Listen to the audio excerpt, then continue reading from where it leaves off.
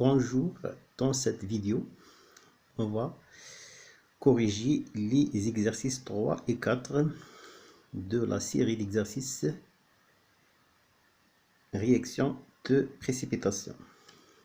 Donc, on commence. Donc, par l'exercice 3. Calculer la solubilité de Hg2S dans l'eau pure, puis dans une solution tamponnée à pH égal à 0. Solution tamponnée, bien solution tampon, c'est une solution de pH reste constante. Et l'on fait barboter H2S gazeux jusqu'à saturation. Cela impose que la concentration de H2S à queue est égale à 0,1 mol par litre.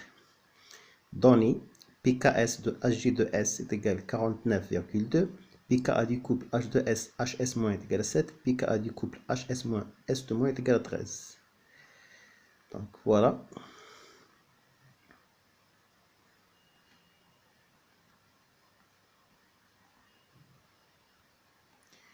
Donc voilà l'équation de la dissolution de Hg2S solide, donc Hg2S solide dans 2 Hg plus S2-, Ks est égal à 10 à la puissance pKs.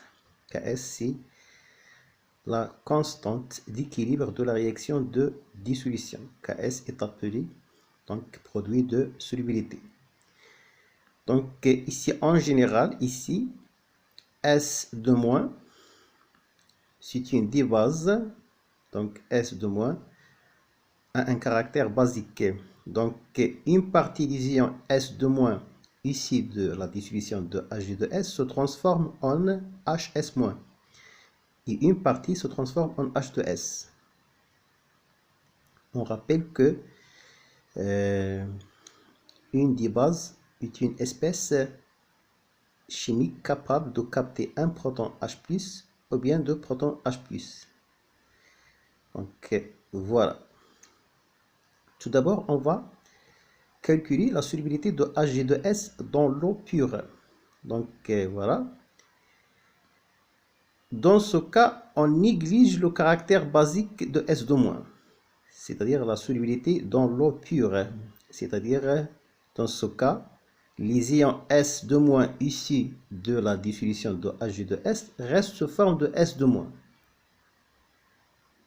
Donc, il est clair.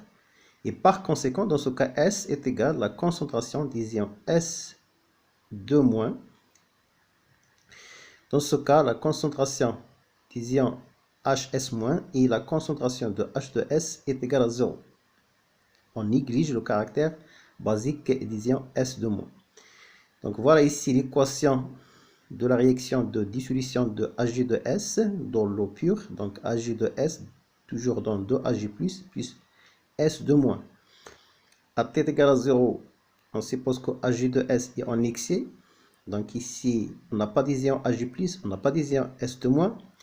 À t égale Tf, c'est-à-dire à l'équilibre, c'est-à-dire après la dissolution, toujours on a Hg2S reste en excès.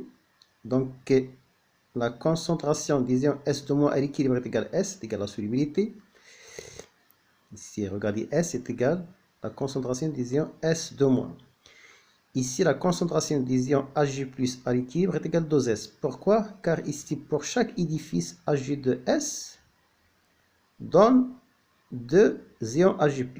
Donc, ce qu'on a 2S. Attention, ici, on a un coefficient de, le coefficient stoichiométrique de Hg+ est égal à 2. C'est la raison pour laquelle ici, on a 2S. Donc, Ks est égal à la concentration des ions Hg+ à l'équilibre au carré, fois la concentration des ions S2- à l'équilibre. La concentration des ions Hg+ à l'équilibre est égale à 2S. La concentration des ions S2- à l'équilibre est égale à S. Et par conséquent, Ks est égal à 4S à la puissance 3. Donc S est égal à Ks sur 4 à la puissance 1 tiers. Donc application numérique, on trouve à peu près S est égal à 2,5 fois 10 à la puissance moins 17 mol par litre. Deuxième cas, la solubilité de Hg de S dans une solution tamponnée à pH est égal à 0. Pour cela, il faut donc tracer le diagramme de majorité. Donc ici, on a deux couples acide-base. Le premier couple, c'est H2S, HS-, pKa de ce couple est égal à 7. Le deuxième couple, c'est HS-, S2-. Le pKa de ce couple est égal à 13. Donc voilà le diagramme de majorité. Voilà, on a ici pKa du couple H2S, HS-. Pour pH inférieur à pKa-1, H2S est majoritaire. Donc H2S est majoritaire pour pH inférieur à 6. De même ici, pKa du couple HS-, S2- est égal à 13. Pour pH supérieur à pKa plus 1, S2- est majoritaire. Donc S2- est majoritaire. Ici, pour pH compris entre 8 et 12, dans ce cas, on a ce domaine est le domaine de majorité de HS-. Dans ce cas, HS- présente un domaine de majorité. Pourquoi? Car delta pKa supérieur à 2. 13 moins 7 est égal à 6, supérieur à 2. Donc, HS- présente un domaine de majorité. Donc, on a toujours S est égal à S2- initial est égal à S2- plus HS- plus H2S. C'est-à-dire la concentration des ions S2- issue de la dissolution, c'est S2- initial, est égal à S2- est égal à la concentration des ions S2- qui reste sous forme de S2- plus la concentration des ions HS- plus la concentration de H2S. Car une partie des ions S2- issue de la dissolution se transforme en HS- et une partie des ions issus de la dissolution de Hg2S se transforme en H2S et une partie des ions S2- issus de la dissolution reste sous forme de S2-. Donc, or, à pH est égal à 0, H2S est majoritaire. Donc, il est clair, d'après le diagramme de majorité, à pH est égal à 0, H2S est majoritaire. Pourquoi? Ici, on est en train de calculer la solubilité à pH est égal à 0. Donc, à pH est égal à 0, H2S est majoritaire. Donc, voilà, à pH est égal à 0, H2S est majoritaire. C'est-à-dire, à pH est égal à 0, la concentration de H2S est très supérieure à la concentration de HS-. De même, la concentration de H2S est très supérieure à la concentration de S2-. Donc, alors, S à peu près est égal à la concentration de H2S. Car ici, donc la concentration de HS- elle est très inférieure à H2S et la concentration de S2- elle est très inférieure à H2S. Et par conséquent, S est égal à 0,1 mol par litre. Pourquoi? Car la concentration de H2S elle est donnée dans l'énoncé. Donc voilà. Donc, l'on fait barboter H2S gazeux jusqu'à saturation. Cela impose que la concentration de H2S est égale à 0,1 mol par litre. Donc voilà.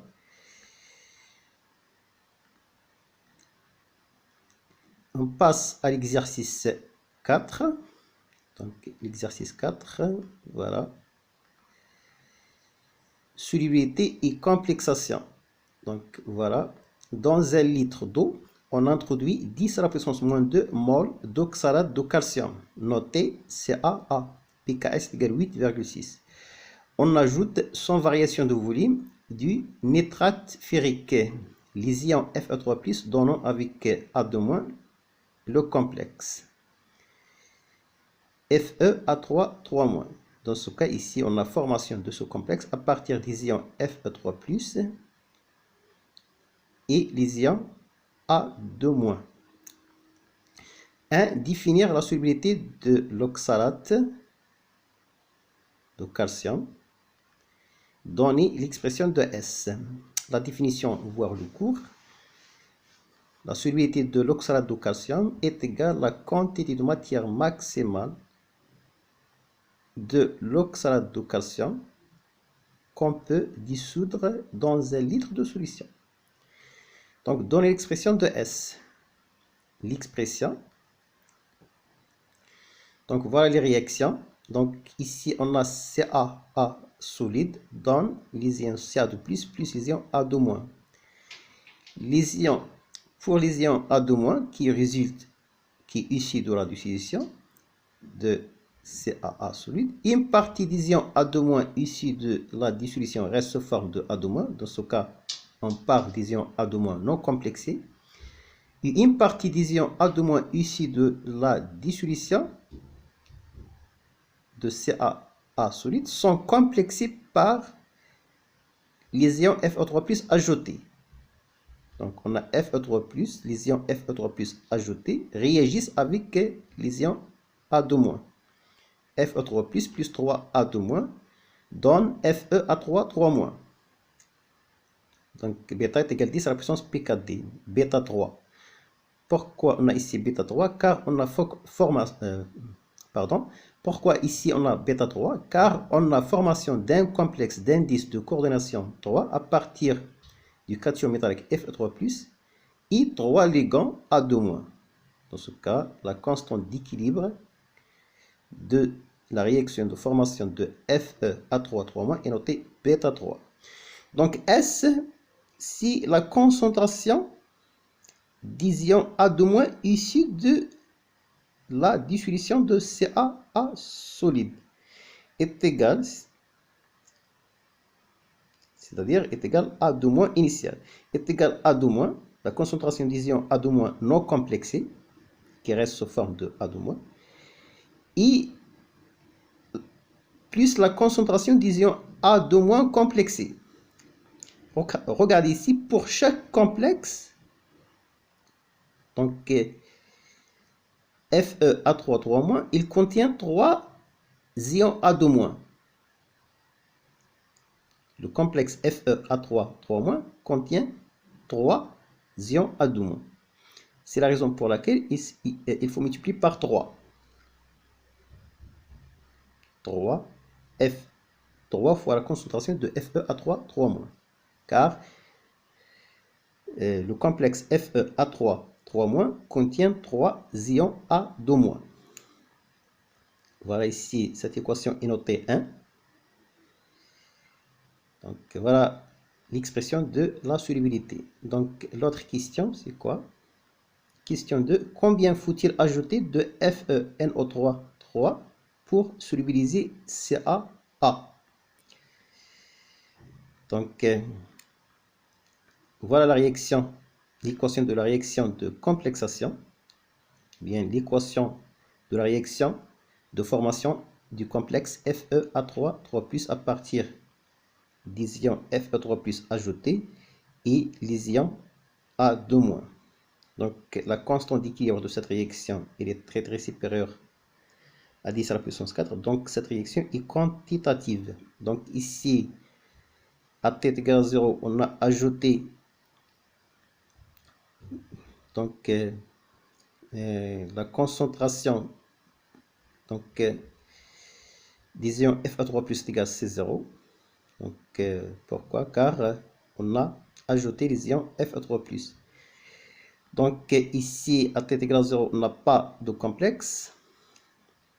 À t est égal à Tf, à peu près la concentration des ions FeA3 3- est égale à C0, car cette réaction est totale. Donc la réaction de formation du complexe est totale. Donc ici C0, c'est la concentration des ions Fe3+ à t égale à 0. C'est-à-dire avant la complexation. Donc est égal quoi? Est égal la quantité de matière de FeNO3 3 ajoutée sur V. Donc ici V est égal à 1 litre. Donc à T est égal à TF, on a à peu près Fe3+ égale à 0. Si on suppose que Fe3+, si on suppose que le réactif limitant, c'est Fe3+. Donc la concentration de FeA3, 3- est égal C0. Est égal NaFe est égal NaFe NO3 3 sur V. Donc ici on a l'équation 2. Voilà. On a l'équation 2. Elle reste à trouver la concentration des ions A2-. Donc comment? On utilise Ks. Donc Ks est égal à la concentration des ions Ca2+, fois la concentration des ions A2-. Donc implique ici le produit de solubilité de CaA. Donc implique la concentration des ions A2- est égale Ks sur la concentration des ions Ca2+. Or la concentration des ions Ca2+ est égale S. Pourquoi? Car les ions Ca2+ sont des ions indifférents. Donc voilà. 1 et 2 et 3 impliquent. Donc regardez ici. S est égal à la concentration des ions A2- plus 3 fois la concentration de FeA3, 3-. Donc la concentration des ions A2- d'après 3 est égale Ks sur S. Et la concentration de FeA3, 3- d'après 2 est égale NaFe NO3 3 sur V. Donc il suffit de remplacer.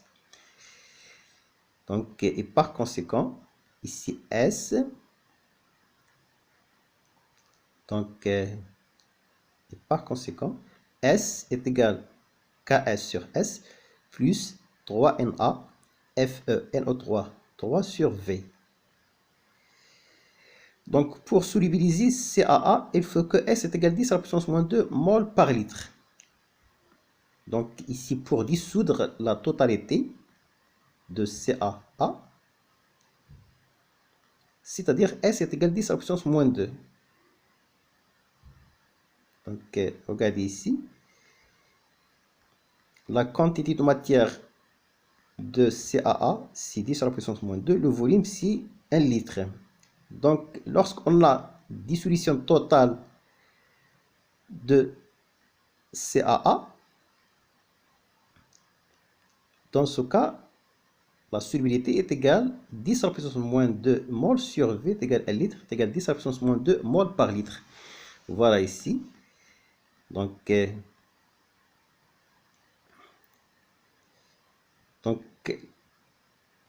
CaA est, donc on a bien sûr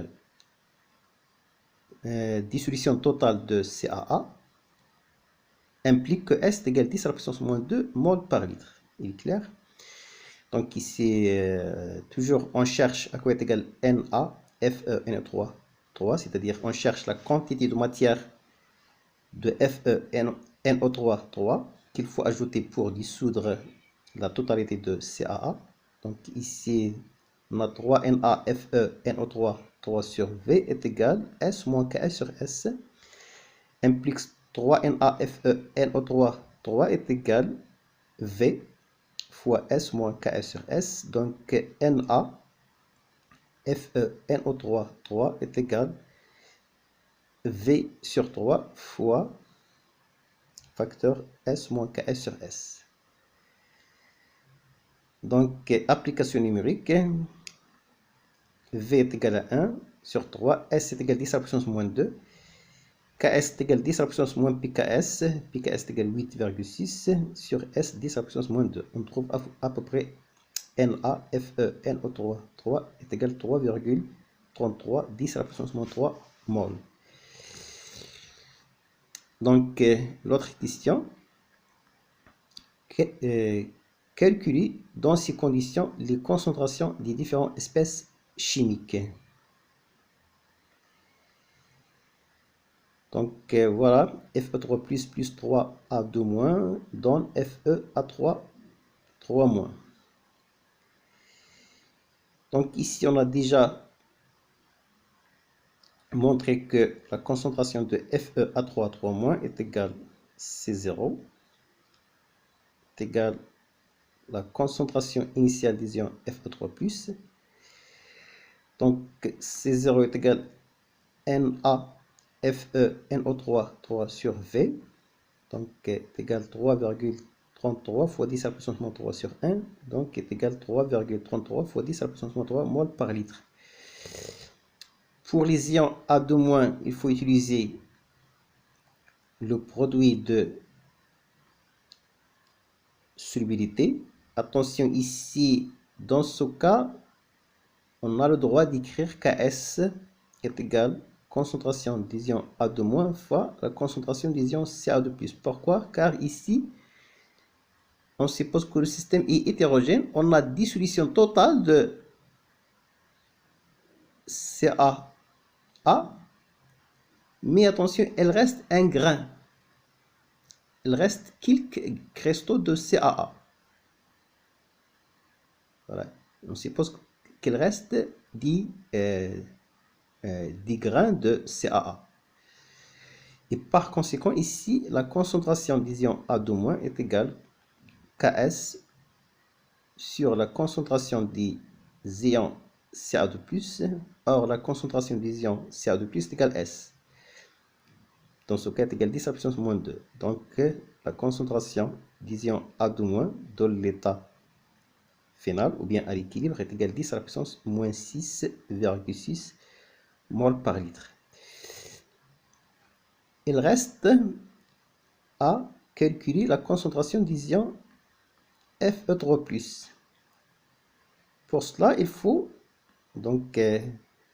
utiliser l'expression de bêta 3. Donc, bêta 3, à quoi est égal bêta 3? Est égal à la concentration des ions FeA3 3- à l'équilibre sur la concentration des ions Fe3+, fois la concentration des ions A2- à la puissance 3. Car ici, le coefficient stoichiométrique de A2- est égal à 3. Donc, voilà ici bêta 3 est égal à la concentration de FeA3 3- sur la concentration des ions Fe3+, fois la concentration des ions A2- à la puissance 3. Implique ici la concentration des ions Fe3+ est égale à la concentration de FeA3 3- sur bêta 3 fois la concentration des ions A2- à la puissance 3. Donc, application numérique. La concentration des ions Fe3+ est égale à 3,33 fois 10 à la puissance moins 3 sur 10 à la puissance 20 fois 10 à la puissance moins 6,6 à la puissance 3. Donc, la concentration des ions Fe3+ est égale à 2,10 fois 10 à la puissance moins 3 mol par litre. Donc, merci pour votre attention. Donc, et à la prochaine vidéo, Inch'Allah.